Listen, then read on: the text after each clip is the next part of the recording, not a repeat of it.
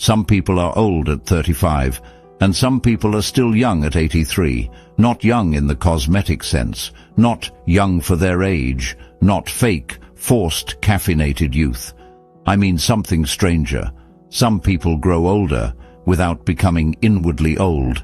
Their body ages, but their presence doesn't dry out, their spirit doesn't harden, their eyes don't become dull.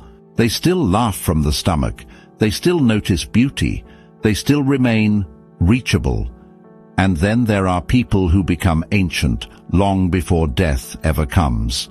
You can feel it in them, the rigidity, the bitterness, the over-seriousness, the emotional repetition, the way they no longer meet life, only react to it. And if Carl Jung were sitting with us right now, he might say something uncomfortable. Most people do not age because time passes. They age because they slowly abandon parts of their soul. That is what this video is really about. Not skincare, not diet fads, not some cheerful list of stay positive habits. This is about the small psychological habits that keep certain older people happy, magnetic, and inwardly alive, while others become heavy, bitter, and spiritually exhausted. And here is the twist. The people who age best are often not the luckiest, not the richest, not the healthiest. Very often, they are simply the ones who learned how to not let suffering turn into identity. Stay with me, because the final habit is the one almost nobody talks about, and it may be the real difference between growing old with depth or just decaying with memories. 1. They protect a private inner world. The first habit is quiet, almost invisible. Happy, youthful, older people usually have a private inner world that still belongs to them. Not secrecy, not emotional distance, not keeping to themselves in some cold way. A private world, a place inside that is still alive, still growing, still theirs. This matters more than people understand. Because one of the saddest things that happens with age is that many people become nothing but their roles. Mother, father, worker, widow, grandparent, patient, caretaker, retired person. Over time, the role eats the person, and once a human being becomes only function, they begin to dry out from the inside. Jung believed that in the second half of life, the task is no longer merely to perform for the outer world. It is to turn inward and encounter the deeper self that was neglected while we were busy surviving. But most people never do that. They spend decades being useful. Then one day they wake up and realize they no longer know how to be alive when no one needs something from them. That is why some older people become emotionally stale. Their outer life may continue, but their inner life has gone dark. The ones who remain young are different. They still have a conversation with themselves. They journal. They read things that unsettle them. They tend a garden as if it were a prayer. They take walks with no purpose except listening inwardly. They paint badly. They pray. They observe birds. They write thoughts no one will ever read. These things seem small, but psychologically, they are everything. Because youth is deeply connected to inner discovery, and the person who is still discovering themselves at 78 is younger than the 32-year-old who already believes they are finished. Notice the people who remain luminous in old age. They are rarely hollowly social, rarely frantic, rarely desperate for constant noise. There is something intact in them, something not fully consumed by the demands of others. And that private aliveness becomes visible. It softens the face, it deepens the voice, it gives a strange freshness to a person, even if their body is tired. Because nothing ages you faster than total self-abandonment, and nothing keeps you younger longer than still belonging, at least partly to yourself. But having a private inner world is not enough. Because some people retreat inward and become trapped there. The next habit is what keeps that private world from turning into isolation. 2. They stay curious, especially after life disappoints them. Nothing makes a person old faster than certainty, especially bitter certainty. The kind that says, I know how life works. I know how people are. I've seen enough. Nothing surprises me anymore. That may sound wise. Often it is just exhausted pride, because curiosity requires vulnerability. To stay curious, you must admit that reality is still larger than your current conclusions. You must leave little doors open. You must risk being changed. And disappointed people hate that. After enough betrayal, enough grief, enough routine, many people make a secret deal with themselves. I will stop being surprised, so I can stop being hurt. It sounds protective, but it costs them their youth, because the psyche becomes old when it becomes closed. Jung understood this well. A psyche cannot remain alive in a closed system. Once everything is decided in advance, inner movement slows, then hardens, then dies. That is why the happiest older people still ask questions. They still wonder why younger people think the way they do. They still try unfamiliar things. They still let music confuse them. They still learn new names, new technologies, new ideas, new words. They still allow life to revise them. That does something profound to the soul. Curiosity is not just a trait. It is a signal. It tells the nervous system, life is still happening to me, not just around me, to me. And that distinction keeps a person young. Look closely and you'll notice it. The older people who feel fresh are often not the ones who know the most. They're the ones who are still interested. Interested in people, interested in stories, interested in beauty, interested in what they have not yet understood. Meanwhile, some people become emotionally elderly because they stop being interested in anything that does not confirm them, and that is one of the loneliest ways to age, because once nothing surprises you, nothing renews you, but curiosity alone can still remain too mental. You can be curious and still be stiff. You can be knowledgeable and still be lifeless. Which is why the third habit matters so much. It is the habit that keeps the soul from becoming overly edited. 3. They never become too dignified to play. There comes a point in many people's lives when they become too dignified to be alive, too polished, too controlled, too self-conscious, too mature. They stop dancing unless there is a proper occasion. Stop singing unless they sound good. Stop trying new things unless success is likely. Stop joking unless the joke is clever enough. Stop playing because play no longer fits the image they are trying to preserve. And from that point on, they begin to age rapidly. Because play is not childish. Play is evidence that the soul still trusts life. This is one of the great misunderstandings of adulthood. People think maturity means seriousness. But often what they call seriousness is just fear wearing a respectable face, fear of embarrassment, fear of looking foolish, fear of losing control, fear of no longer appearing competent, and so they become rigid. Then they call that dignity.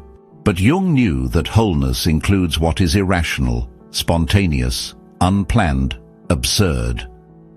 A person is not whole if they are only organized, useful, efficient, and composed. A person is whole when there is still room for delight. That is why the youthful elderly are often secretly playful, not loud, not childish in the annoying sense, not unserious about life, just open to delight. They laugh easily, they tease, they dance awkwardly, they enjoy nonsense. They can be silly without collapsing into shame. That matters more than it seems, because if a person cannot play, then every part of life becomes performance, and performance is exhausting. Watch the older people who still feel warm and alive. Usually they have not built their identity around appearing flawless. They can let themselves be a little ridiculous. That is freedom. And freedom has a rejuvenating quality to it. The opposite is also true. People who become too defended, too image-conscious, too dignified to be spontaneous, often begin to calcify psychologically. Their joy narrows, their body tightens, their humor dries up, their days become correct and dead. And this is the deeper tragedy. Some people lose play long before they lose health, meaning they do not become old because their body failed. They become old because they no longer allow delight to interrupt control. But playfulness alone cannot save a person. Some people laugh constantly and still become bitter underneath. Because if you do not face your darkness, it does not disappear. It simply matures in secret. 4. They face their shadow before it turns into personality. This is where the conversation becomes uncomfortable and real. Many people do not age into wisdom. They age into amplification. Whatever they refuse to face in themselves becomes louder over time. The insecure become controlling. The disappointed become cynical. The rejected become harsh. The frightened become rigid. The bitter become honest. The emotionally neglected become impossible to satisfy. This is shadow material. Jung's great insight was that what we reject in ourselves does not vanish. It sinks deeper, then returns indirectly through judgment, resentment, projection, cruelty, sabotage, superiority. That is why some older people become heavy to be around.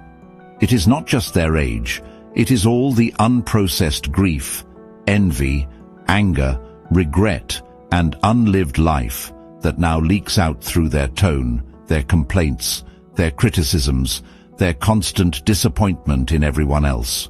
And here is the difficult truth.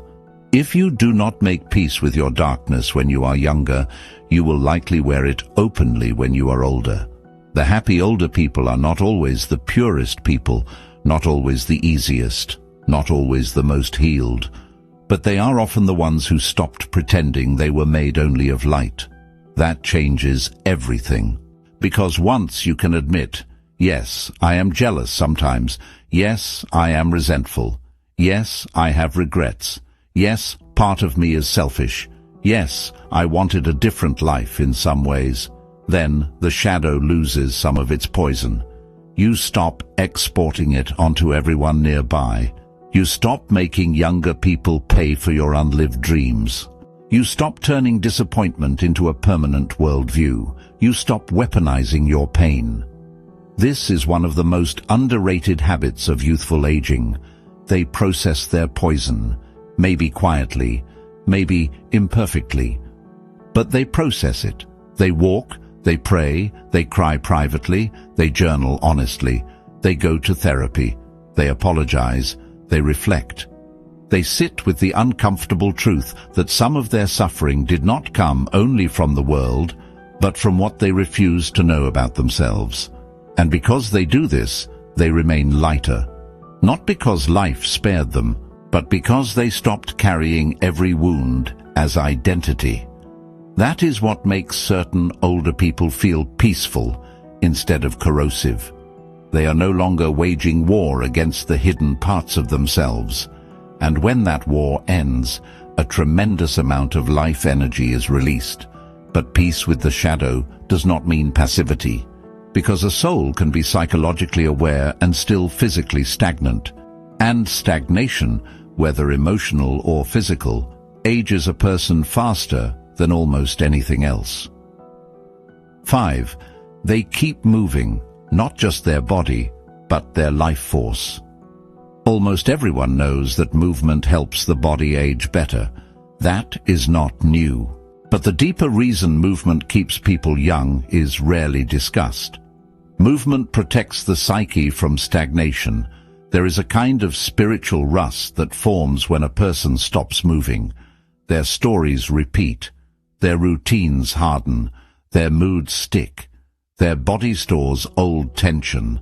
Their mind stops circulating and begins replaying. The body and soul are not identical, but they are not strangers either. And when the body becomes immobile, the psyche often follows. That is why walking can change a thought, why stretching can release grief you didn't know you were carrying, why dancing in a kitchen can lift a darkness that no amount of reasoning could solve, why swimming can restore a sense of innocence that felt lost. Movement creates internal weather. It shifts things. The older people who remain youthful often do not chase punishing workouts or impossible physiques. They simply refuse total stillness. They walk, they garden, they stretch, they dance, they carry groceries, they climb stairs, they swim. They keep the body in conversation with gravity, and that quiet continuity matters. Because youth is not always intensity. Sometimes youth is just circulation, energy that still knows how to move through a person instead of getting trapped inside them. You can often tell when a person has surrendered to inner stagnation. Their sentences sound old. Their gestures sound old. Their body seems to say, "Nothing new is coming." But the people who stay alive in old age send a different signal. Their movement says in a humble way, "I am still participating." Not competing, not proving, participating. And participation itself is rejuvenating. Because death, psychologically, begins long before the body ends. It begins when a person stops entering the flow of life. Still, even movement is not enough. A person can walk 5 miles a day and still feel emotionally invisible. And invisibility is one of the fastest ways to grow old from the inside. 6. They stay close to people who make them feel real. Loneliness does not only make people sad, it makes them old. But the opposite of loneliness is not being surrounded by people, it is being known. This distinction matters enormously. There are older people living with family who feel utterly unseen, and there are older people with only 2 or 3 close relationships who remain deeply alive. Why? Because what keeps a person young is not social quantity. It is emotional reality. A conversation where they do not have to perform. A friendship where they are not reduced to age. A relationship where they can still be surprising, vulnerable, mischievous, unfinished. That kind of contact renews a person. Because one of the invisible pains of aging is that people begin relating to you through categories. Old person, parent, grandparent, patient, retired person. But no soul wants to be addressed only as a category. The happiest older people usually protect at least a few relationships where they can still be fully human. Not symbolic, not merely respected, known. Jung believed we become ourselves in part through encounter, through relationships that reveal us to ourselves. So, when all your relationships become shallow, formal, dutiful, or purely functional, parts of you begin disappearing from lack of use. That is why some elderly people seem to shrink emotionally. No one is meeting the living part of them anymore. But when a person still has one friend who laughs with them honestly, one child who speaks to them like a person, not a burden, one companion who remembers and still discovers them, something stays lit. And the reverse is devastating. A person can have medicine, comfort, television, food and routine, and still become old very quickly if no one encounters them deeply. Because without real connection, the psyche begins folding inward, not peacefully, defensively, and defensiveness is aging. The youthful older people resist that. They stay in contact with people who call forth their aliveness. Sometimes one relationship is enough, one real one, and yet even that is not the deepest layer. Because a person can be known, active, reflective, and still feel a terrible emptiness if life no longer points beyond personal comfort. And this is where the final habit changes everything. 7. They serve something bigger than their own comfort. This may be the secret beneath all the others. The older people who remain genuinely happy and inwardly young usually live in service to something beyond themselves. Not dramatically, not performatively, not in some grand heroic way, but really, they care for a person, a garden, a community, a faith, a craft, a moral duty, a body of knowledge, a family story, a principle, a beauty they want to preserve and pass on. Why does this matter so much? Because if comfort becomes your highest goal, aging will feel like one long insult. The body becomes less cooperative, energy changes, loss accumulates, friends disappear, the future shrinks. If your only religion is personal ease, then old age becomes a constant confrontation with what can no longer be controlled. But meaning changes the structure of suffering. It does not remove pain, it dignifies it. Jung warned that modern people suffer not only from hardship, but from meaninglessness. And nowhere is that more visible than in later life. A person can survive wrinkles, they can survive limitation, they can survive change. But meaninglessness? That hollows them out. The older people who stay radiant usually feel that their life is still in use. They are still giving something, still witnessing something, still learning something, still carrying something sacred, still helping life continue through them. That creates a very different kind of energy. Not frantic youthfulness, not denial, depth with light in it. And this is the deepest twist in the whole conversation. The people who seem youngest in old age are often not obsessed with staying young at all. They are too busy being meaningfully alive. They are not staring at themselves all day asking, how much of me is fading? They are living a better question. What is still trying to live through me? That question changes a human face. It changes posture, voice, patience, presence. It makes a person feel quietly luminous. And that is why some elderly people seem almost timeless. Not because age spared them, because purpose kept passing through them. So what actually keeps older people happy and young? Not denial, not pretending to be 25, not cosmetic warfare against time, not forced positivity. It is something more serious than that, and more beautiful. They protect a private inner world. They remain curious after disappointment. They refuse to become too dignified to play. They face their shadow before it poisons their personality. They keep moving so life force doesn't congeal. They stay close to people who make them feel real, and they live for something larger than their own comfort. These are small habits, almost invisible. No applause, no dramatic transformation montage, no miracle. But over years they decide whether a person becomes deep or just becomes old. Because aging is not the real tragedy. The real tragedy is inner fossilization. To still be alive, but no longer reachable, no longer curious, no longer playful, no longer honest, no longer moved, no longer meaningfully connected to anything larger than your own habits and fears. That is the real old age. And it can begin at 30. So ask yourself carefully, which part of you is growing older with dignity, and which part of you has quietly gone numb? Which part of you still wants wonder? Which part of you is hiding behind control? Which part of you is starving for play? Which part of you is tired of carrying unprocessed pain? Which part of you wants to move again, love again, mean something again? Because perhaps the goal is not to look younger.